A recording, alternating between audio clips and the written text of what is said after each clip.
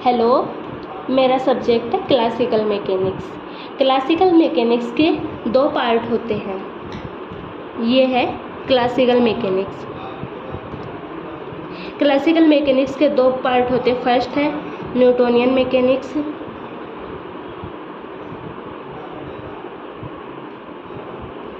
और सेकंड है classical mechanics.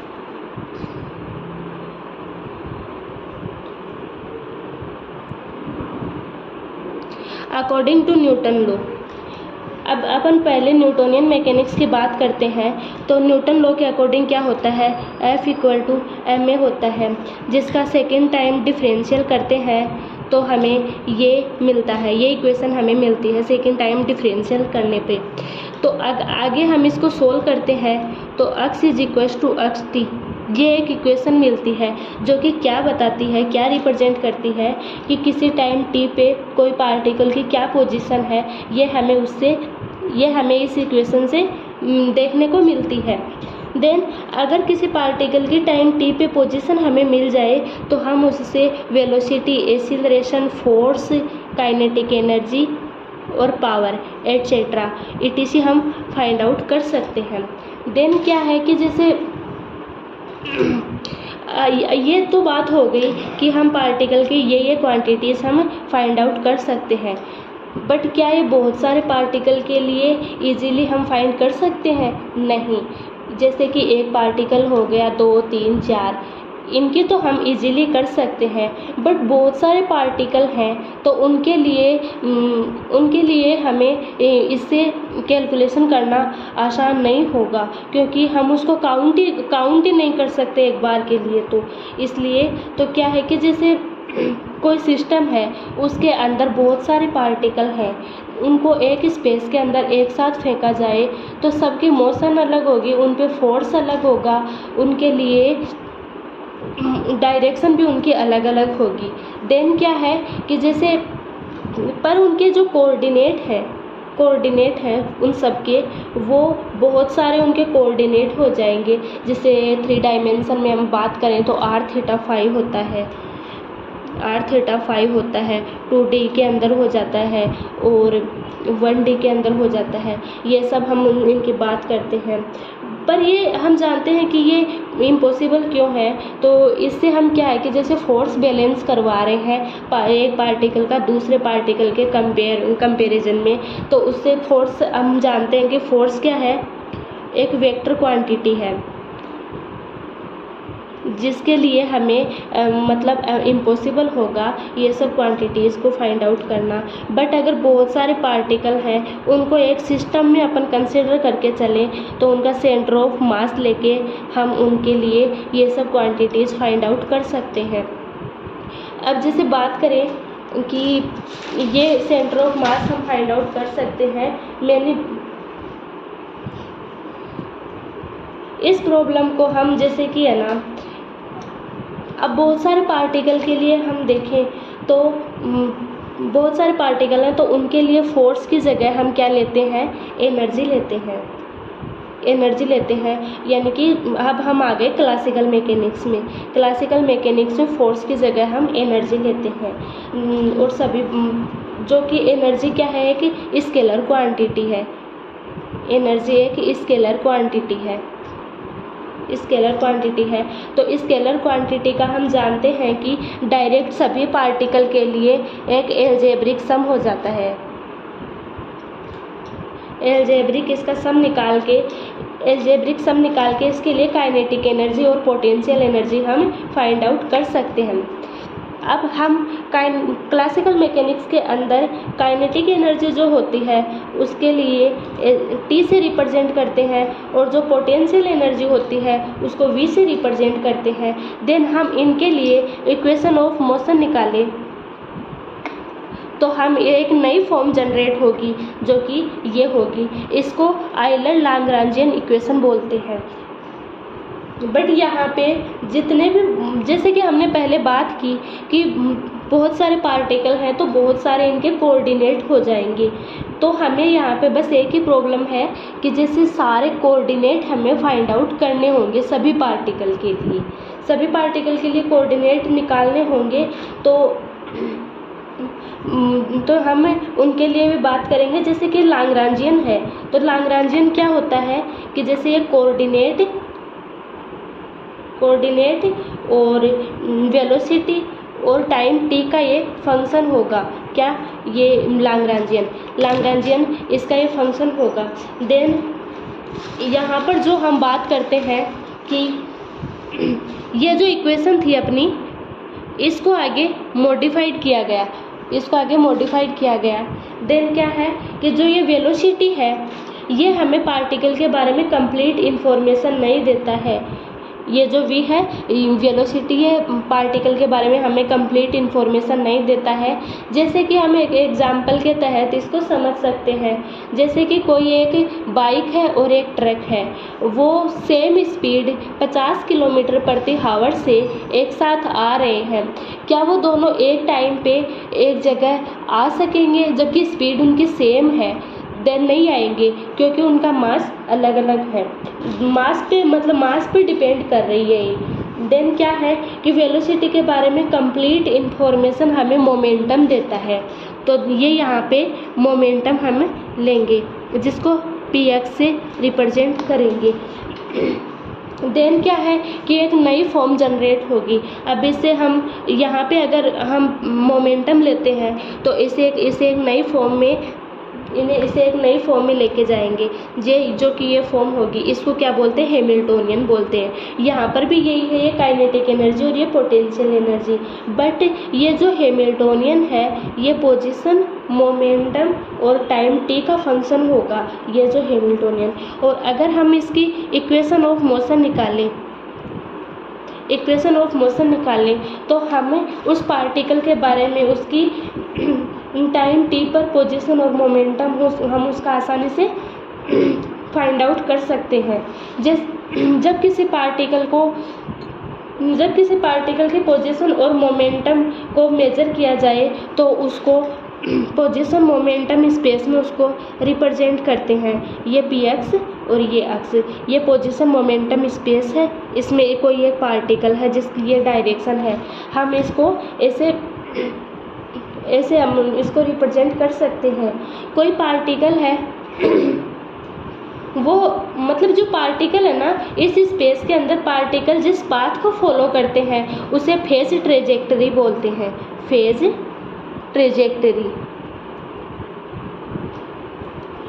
Trajectory बोलते हैं। और हम जानते हैं कि हमने बात की थी कि सभी पार्टिकल के हमें कोऑर्डिनेट निकालने होंगे। तो अब हम उन कोऑर्डिनेट के बारे में बात करते हैं। देन जैसे कि है ना, जो कोऑर्डिनेट हमें फाइंड आउट करने हैं उनको हम डिग्री ऑफ फ्रीडम बोलते हैं। जैसे कि अब हम बात करते हैं अपना डिग्री ऑफ फ्रीडम। जैसे कि कोई दो कोऑर्डिनेट है, वो आपस में डिपेंड करते हैं, तो हमें उन दोनों की रिक्वायरमेंट नहीं होगी, हम दोनों में से एक ही ले लेंगे, क्योंकि हमें यहाँ पे इंडिपेंडेंट कोऑर्डिनेट चाहिए और उन इंडिपेंडेंट कोऑर्डिनेट को ही हम डिग्री ऑफ फ्रीडम बोलते हैं। अब हम बात करते हैं डिग्री ऑफ फ्रीडम के बारे में। जैसे कि कोई डायनेमिकल सिस्टम है, उसके मोशन को डिस्क्राइब करने के लिए इंडिपेंडेंट कोऑर्डिनेट की हमें रिक्वायरमेंट होगी, उनको हम डिग्री ऑफ फ्रीडम बोलते हैं। जैसे कि कोई n नंबर ऑफ पार्टिकल है और k is number of constant है। कॉन्स्टेंट के बारे में अभी हम बताएंगे। तो उनकी डिग्री ऑफ फ्रीडम क्या होगी?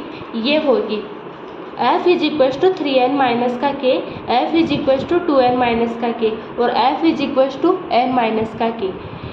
ये तो 3 डायमेंशन में है, ये 2 डायमेंशन में और ये 1 डायमेंशन में है। n यहाँ पे नंबर ऑफ पार्टिकल हो गए, k क्या हो गए यहाँ पे? कांस्टेंट ऑफ मोशन हो गए। अब हम बात करते हैं कि कांस्टेंट क्या होते हैं। कांस्टेंट के बारे में बात की जाए कि जैसे कोई दो पार्टिकल हैं, वो एक बॉन्ड से बंधे हुए हैं, तो वो अगर रिजिड है, मतलब कांस्टेंट है, तो उनके लिए एक रेस्ट्रिक्शन आ गया।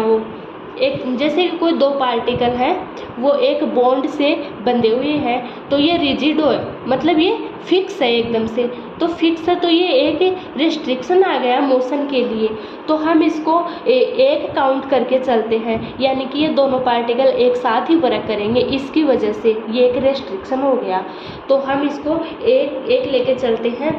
देन यहाँ पे हम बात करते हैं कि इनके लिए एक यहाँ पे कंडीशन होती है कि ये जो हमें मिली है डिग्री ऑफ फ्रीडम, ये ऑर्डिनरी टेम्परेचर पे ही वैलिड है। अब एग्जांपल से हम देखते हैं कि मोनो एटॉमिक गैस है, गैस के लिए अपन बात करते हैं कोई मोनो एटॉमिक है, मतलब एक एटम के लिए n=1 हो गया और k=0 हो गया, मतलब कोई बॉन्ड ही नहीं है, गैसों में थोड़ी ना कोई बॉन्ड होते हैं, कोई बॉन्ड ही नहीं है, तो k=0, तो इसका डिग्री ऑफ फ्रीडम 3 आ गया। डाई एटॉमिक के लिए बात करते हैं तो डाई एटॉमिक के अंदर एक ये रेस्ट्रिक्शन हो गया, मतलब जैसे कि हम जनरली बोले तो बॉन्ड है, बॉन्ड को काउंट करके हम चलते हैं यहाँ पे, ठीक है। देन ये रिजिड है तो यहाँ पे डिग्री ऑफ फ्रीडम 5 आ गया। ये ऑर्डिनरी टेम्परेचर पे हम इसकी बात करते हैं, बट अगर हाई टेम्परेचर पे बात करें तो हाई टेम्परेचर पे गैस के मॉलिक्यूल्स वाइब्रेशन स्टार्ट हो जाएगा उनमें, तो वो बॉन्ड रिजिड ना होके टूटने लगेंगे, तो टूटने लगेंगे तो वाइब्रेशन दो टाइप से होगा, एक तो ऐसे वाइब्रेशन होगा और एक ऐसे वाइब्रेशन होगा, तो ऐसे दो टाइप के वाइब्रेशन होंगे। तो 5 तो ये हो गए और 2 इसके काउंट करेंगे तो इसकी डिग्री ऑफ फ्रीडम 7 आ जाएगी। अब ट्राई एटॉमिक लीनियर मॉलिक्यूल्स के लिए बात करें तो ट्राई एटॉमिक लीनियर मॉलिक्यूल्स के लिए डिग्री ऑफ फ्रीडम 7 आ जाएगा। अब जैसे नॉन लीनियर की बात करें तो नॉन लीनियर के लिए एक बार के लिए जैसे स्फीयर शेप हो गया, ट्राइंगल शेप हो गया, तो उसके लिए एक कांस्टेंट कितने हो गए, 3 हो गए, बॉन्ड को काउंट करना है ना, तो बॉन्ड ये 3 हो गए, तो देन इसके लिए डिग्री ऑफ फ्रीडम 6 हो गया। अब जैसे ये 4th है अपना motion of A particle in circular path, जैसे कि कोई पार्टिकल है वो सर्कुलर पाथ में मोशन कर रहा है, तो इसकी रेडियस r है और थीटा इसका एंगल है, तो इसके कोऑर्डिनेट क्या हो जाएंगे, r और थीटा हो जाएंगे। देन क्या है कि जैसे r यहाँ पे फिक्स हो गई, r फिक्स हो गई तो थीटा यहाँ पे वेरी करेगा, तो जो कि कांस्टेंट हो जाए ना उसको यहाँ पे सब्सट्रैक्ट करना है। ये अपना क्या हो 2D में है, ये स्फीयर अपना 2D में होता है, तो r कांस्टेंट है, तो यहाँ पे f डायरेक्ट भी अपन निकाल सकते हैं बिना फॉर्मूले के कि ये जो दो कोऑर्डिनेट है, एक कांस्टेंट हो गया एक वेरी हो गया, तो डिग्री ऑफ फ्रीडम 1 हो गया। और यहाँ पे अगर निकालना चाहे फॉर्मूले से तो इसे अपन निकाल सकते हैं। जैसे कि यहाँ पे अपना है 8 वुड मशीन में कोई दो पार्टिकल हैं, दो पार्टिकल्स का मास m1 और m2 है, यहाँ पे ये ऐसे लटका दिए गए हैं जहाँ पे इसकी लेंथ x1 है और ये x2 है, m2 m1 से ज़्यादा हेवी है, r इसकी रेडियस है। देन क्या होगा, ये एक्सटेंबल स्ट्रिंग है, यहाँ पे मतलब l है ना कांस्टेंट है इनका, तो कोऑर्डिनेट क्या होंगे, x1 और x2 इनके कोऑर्डिनेट हो जाएंगे, तो l कांस्टेंट हो गई ना, तो जो जितने ज़्यादा नंबर कांस्टेंट होंगे ना वो ही उनकी क्या होगी, डिग्री ऑफ फ्रीडम होगी, तो यहाँ पे f=1 आ जाएगा।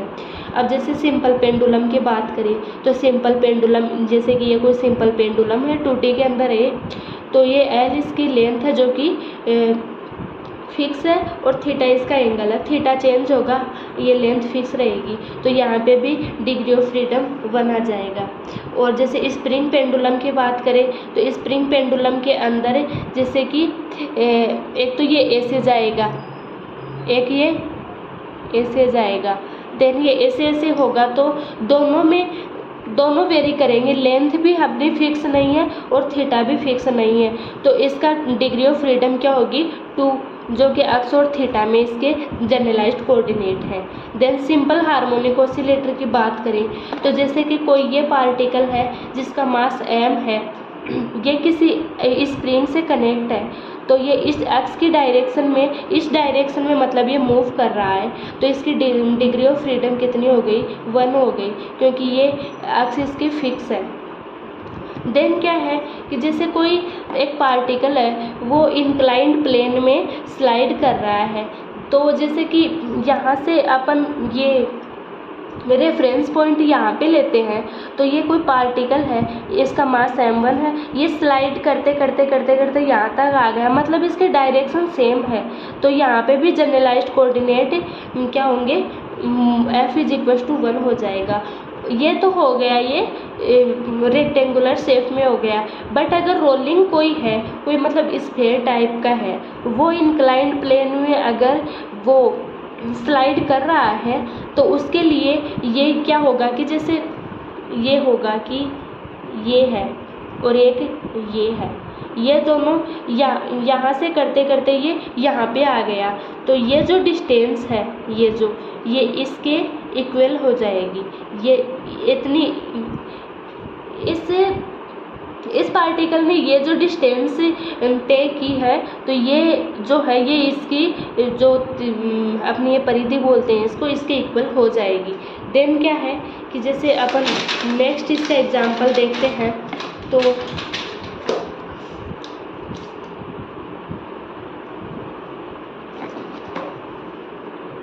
ठीक है, फिर आगे हम इसके बारे में नेक्स्ट टॉपिक में अपन बात करते हैं।